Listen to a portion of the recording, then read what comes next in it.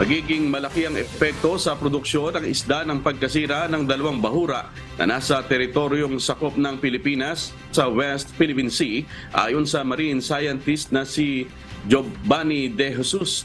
Maging mga Pilipino na dito umaasa ng supply ng isda ay labis anyang mapipinsala. Paliwanag niya ang Iroquois Reef at Sabina Shoal na bahagi ng Kalayaan Group of Islands na nasa West Philippine Sea ay kabilang sa breeding grounds o pangitlugan ng mga isda. Hindi lamang ang bansang Pilipinas ang umaasa rito. Pakinggan po natin ang pahayag ni marine scientist na si Giovanni De Jesus.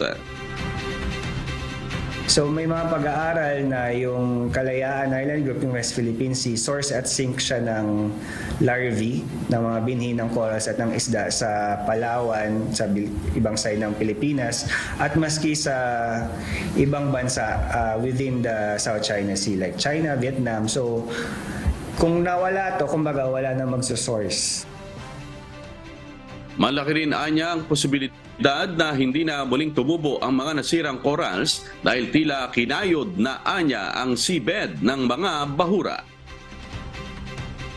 Okay pa sana kung nandun may mga natira pang mga buhay kasi from mga buhay na corals pwede pang tumubo. Pero kapag totally ni-scrape mo na, parang binulldoze mo na yung substrate, tapos wala nang matirang mga mas mahirap siya.